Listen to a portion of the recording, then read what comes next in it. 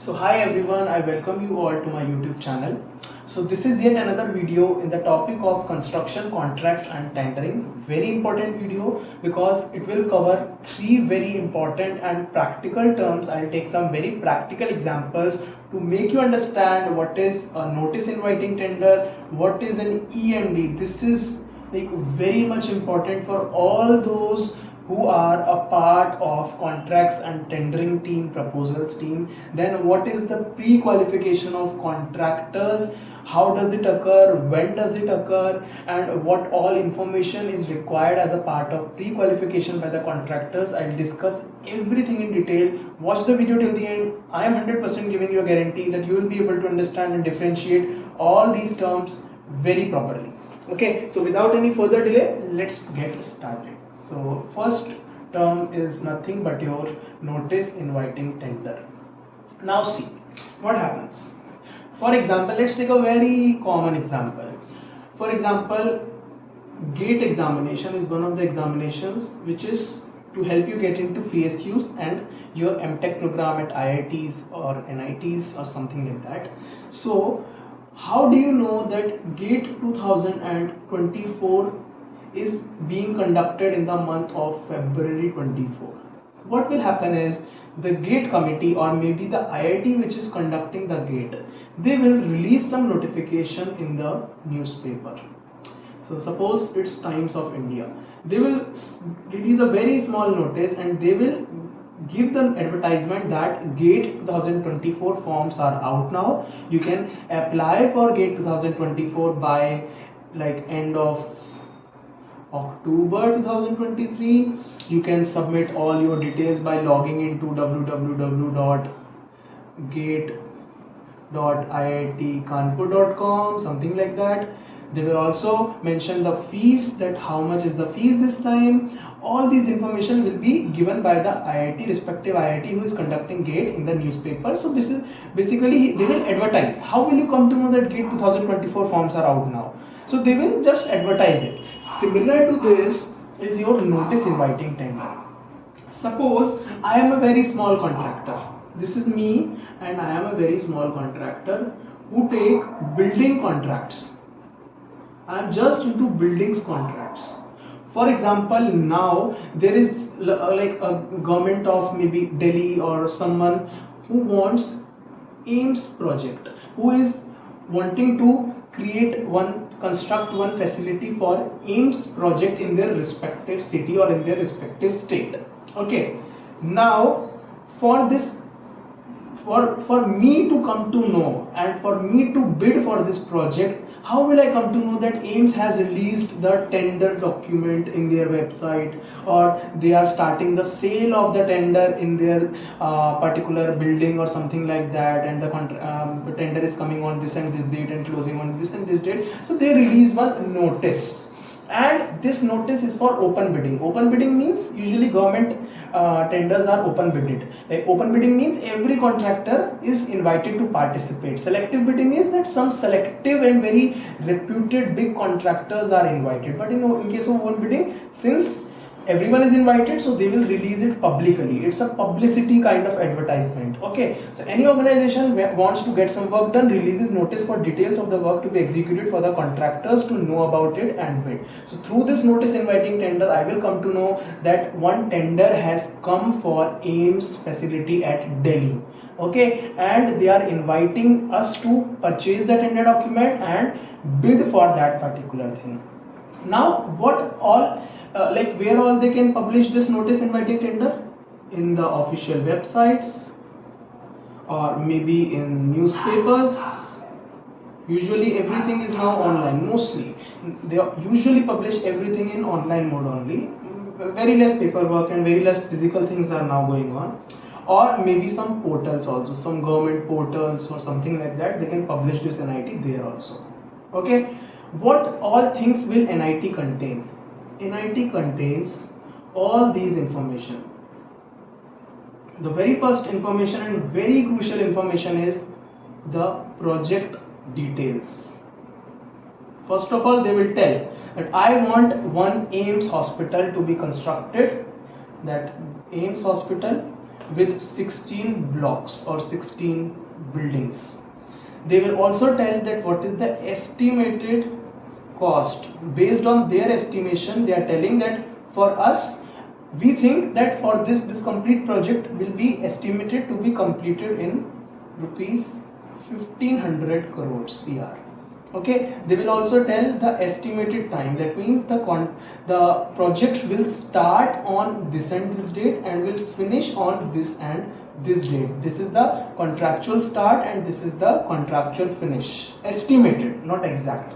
Okay, then apart from that, they will also tell the location of the work. That this AIMS hospital is to be constructed near Haz, Khas, or this and this, Delhi.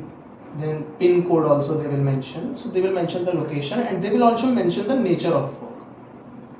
Like this is only the CSR work. Like only concrete shuttering and rebar has to be done, no finishing and all. Finishing and everything will be done in a separate tender. We will float some other tender for that. Or maybe this is CSR plus finishing plus MEP plus external, whatever it is. They will mention the nature of the work also, that this AIMS project you have to make it from the scratch to the end, or maybe you have to make it from foundation till the superstructure. That's it. You don't have to do the finishing and all. You don't have to do the MEP also. We will float a different tender for MEP, or maybe this is only for MEP. They will simply ask that you only have to do MEP. Already the facility has been constructed. You have to only do the MEP, which is maybe 500 CR. Something like that, but this will be the nature of work that they have to describe in the notice inviting tender. Okay, what else it will contain?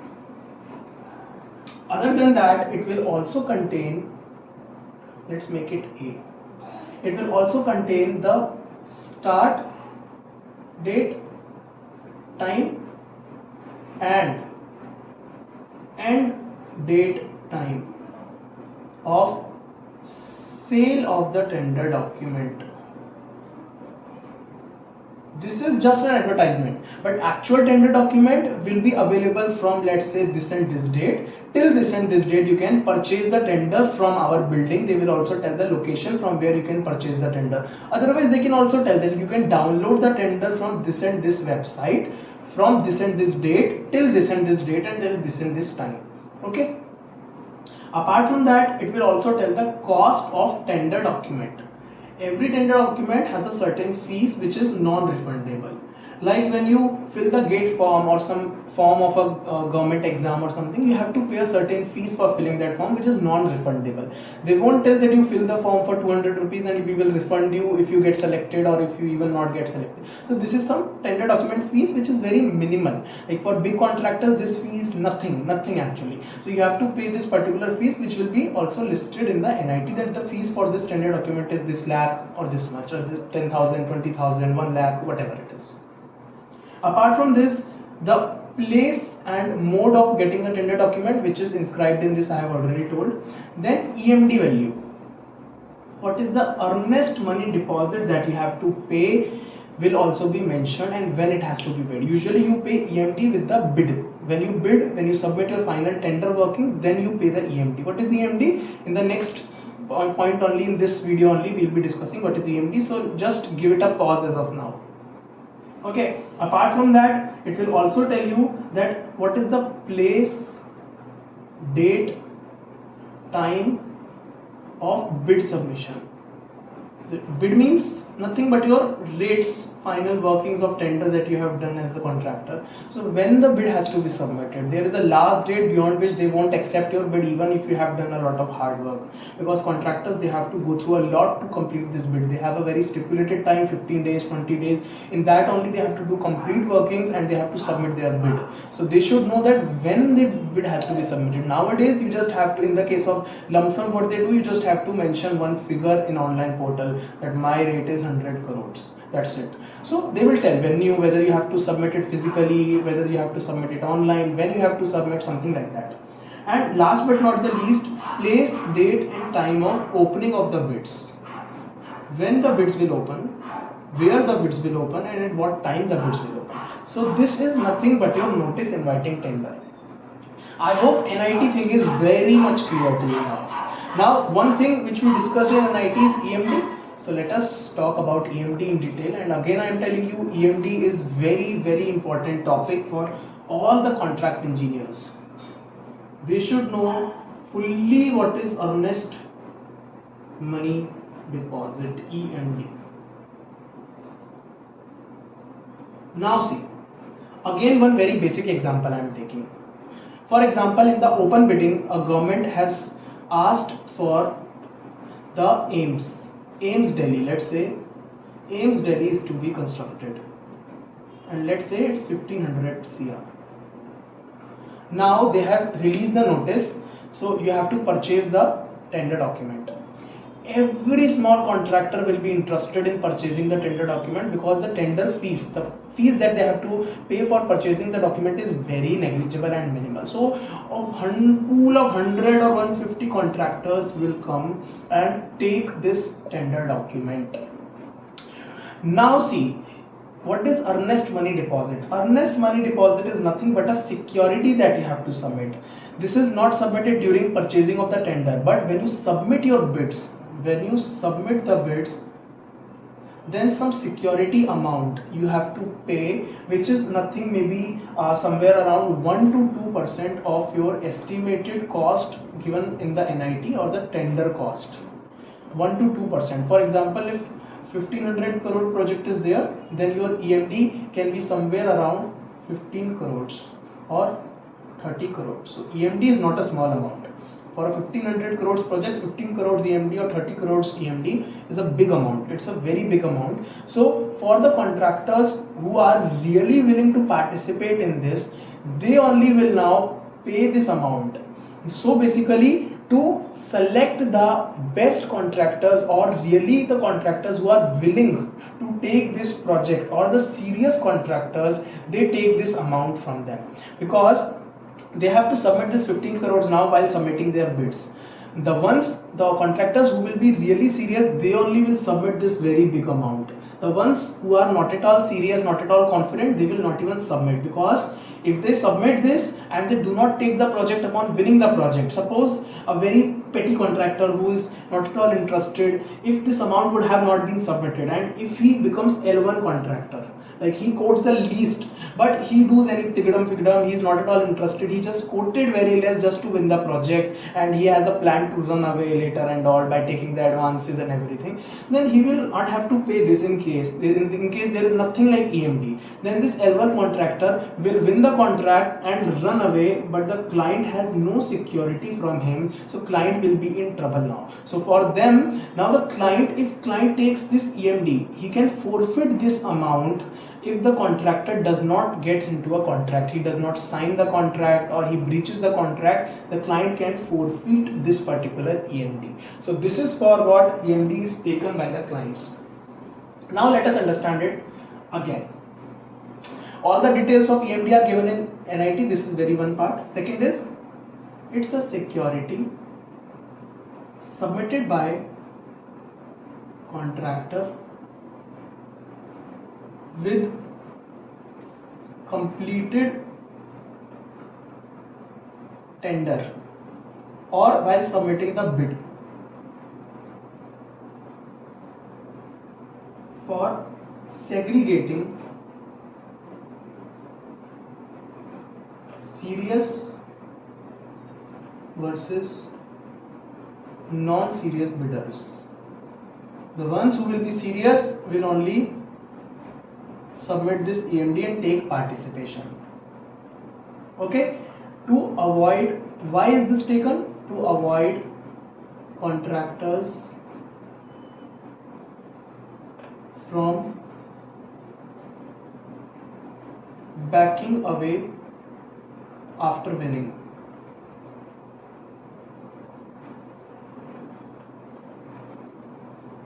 See, to decide who is the winning contractor, the client organization, they spend really good amount of time to evaluate all the bids. Now for example, this particular petty contractor which I was talking about, suppose he becomes L1 and after announcing his name, he says that I don't want the contract, then definitely their time and resources will get wasted. They will have to again float a tender, again invite everyone, again analyze.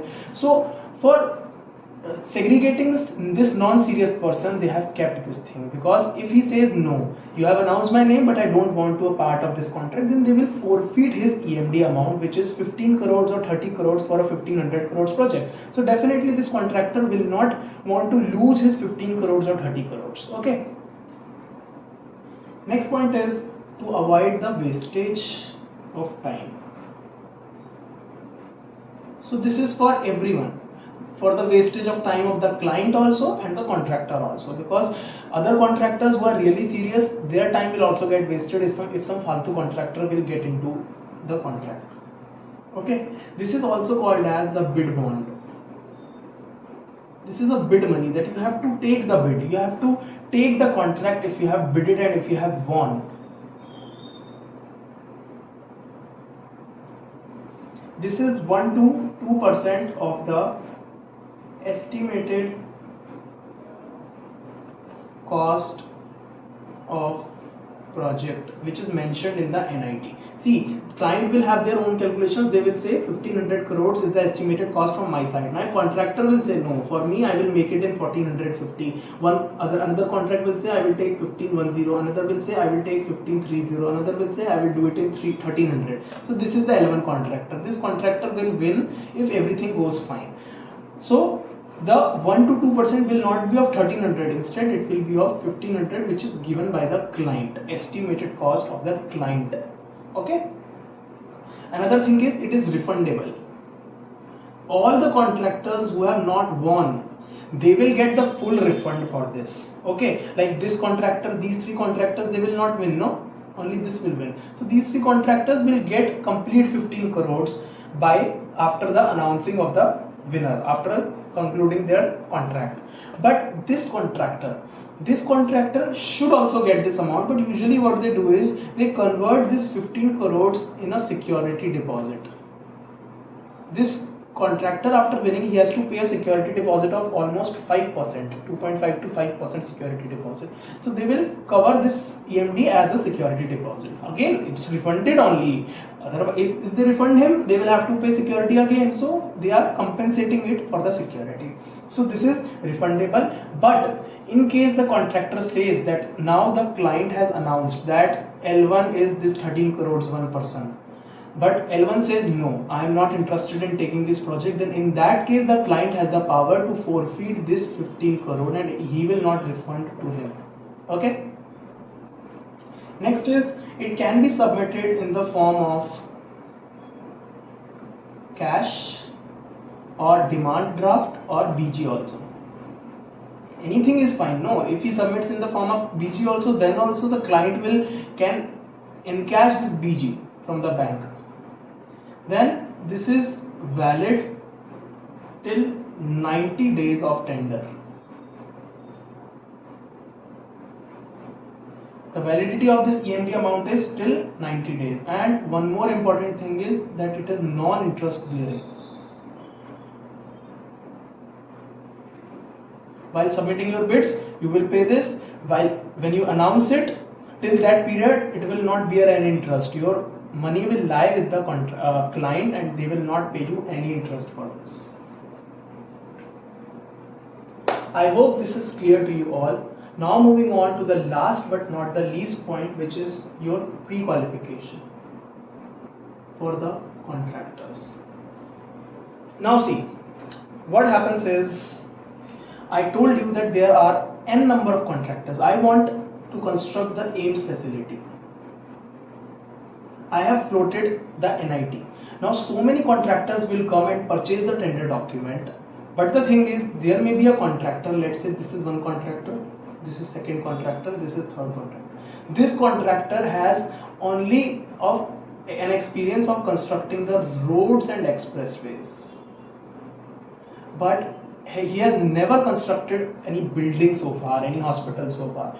This contractor is only specialized in making hospitals. This is specialized in making hospitals, also factories and roads also. So To avoid this contractor from coming and taking the document, purchasing the tender and bidding for it, and wasting the time of the client in analyzing this bid, and also wasting the time of this contractor in quoting for this, they have introduced the pre-qualification. That means before even you can purchase the tender document, there will be a pre-qualification. That pre-qualification will shortlist only the contractors which are qualified enough to construct this facility, maybe in terms of financial stability, like this contractor may not be financially stable also, or maybe in terms of expertise, like this contractor definitely has no expertise in making hospitals. So to shortlist the contractors which are highly qualified and which are eligible to do this, they have introduced the pre-qualification criteria. Okay, so this is to save time of the clients and contractor also, I told, because client will take time to analyze his bids, which is waste. Later on they will come to know that this contractor is highly specialized in roads but not in hospitals. Then contractor also, this contractor will waste his time in quoting when he will not even get the project. Then to filter unsuitable or underqualified contractors. Okay, unsuitable doesn't mean that the contractor is bad. For this particular respective job, the contractor might not be suitable. So that's why I'm using using the word unsuitable. Next is, the process takes 8 to 10 weeks. This pre-qualification process is a big process because you have to submit all the documents that the client organization asks. Then their committee will review all those documents. Then they will come to the final decision or their consent that no, these contractors are not at all eligible. Okay, so this is a lengthy process, but still lesser lengthier than inviting all the contractors, because if hundreds of contractors, useless, unsuitable contractors will come, then more time will get wasted. So instead, it's a short term wastage. Now see what happens in some countries, they give some licenses to the contractors based on their work experience, based on the projects that they have taken, based on their staff, based on their revenues and all. So in those countries, this pre-qualification does not happen. Instead what they do is, they only invite the licensed contractors. If you are not licensed, you are not at all qualified. If you are licensed, then you are qualified. So that is a shorter way of doing the pre-qualification, but in other countries it's going on, not much in our country. This helps save further time, not even 8 to 10 weeks it will take. They simply have to invite only the licensed contractors. Next thing is how this process will happen. So first of all, the project is announced. How the project is announced? Through maybe NIT or through government portals, through public notices, something like that. They will announce the project. Then what happen? Interested contractors, the ones who are interested, they are invited for pre-qualification. If they are invited, they will have to complete the pre-qualification process, where the client will tell that these all documents you have to submit, and then their pre-qualification will be done. They will submit PQ documents, all the documents, and then finally one committee will shortlist the contractors. After shortlisting, some kind of official notification will go only to the shortlisted contractors, and they can purchase the tender documents. This will only be there for shortlisted candidates, shortlisted contractors. So I hope this part is clear to you. Now what all documents you have to submit for pre-qualification. This is again very important, but I will discuss in brief. If you want me to make a very detailed video, then I can make that also. Documents is, one is financial information. The contractors who are not at all financially stable, clients don't want to work with them. So financial information means their gross annual turnover of past 5 years will be required. How much is their turnover, how much revenues are they making, how much projects they are, how much is their order book. Then what is the lump sum profit that they have earned over 5 years. If this is a profitable company, then definitely they will not run out of funds. If they are going in loss, then there is no point of working with them. Then the arrangement of cash or the funds by this particular contractor in executing the present work. They will ask for a methodology or their complete cash flow analysis, from where they will arrange the funds and all. Another thing is details of similar work.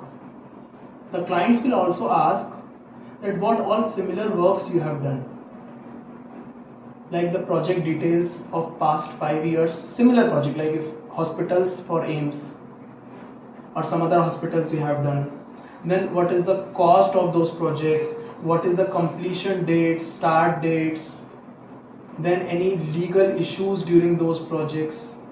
All these things will be evident from the performance certificates.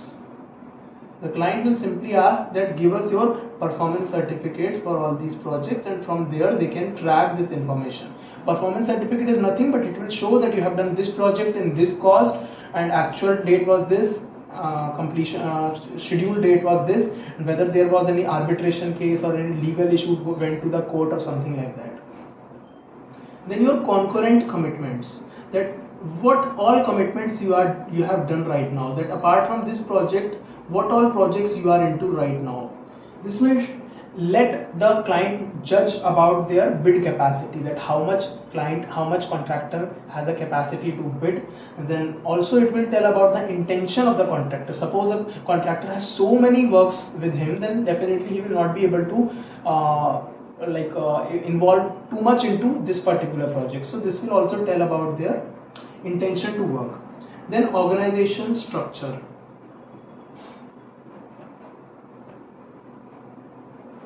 They would want to know the hierarchy of the company. They would also want to know the registration of the company with different government bodies. Then what are the salaries that they provide, who all are the directors of the company, whole-time directors, who all are the executive vice presidents of the company, their contact details, something like that they will ask.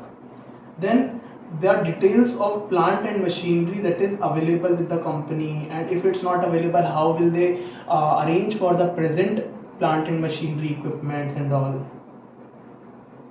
The next is details of staff, like what all staff they are gonna involve in this particular project, what all staff they will employ, like who will be the project manager, who will be the planning manager, their designations, their cadres, their age, their experience. Basically they will ask for the organogram for this particular project, that who all will be doing this project, what are their qualifications and all.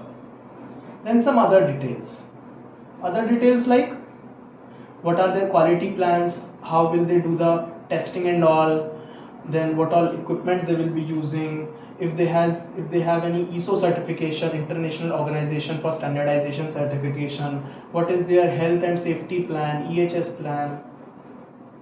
Then what all are their completed projects, their certificates they will ask. So something like that they will ask. So these all are the major mota things that they will ask for the pre-qualification documents.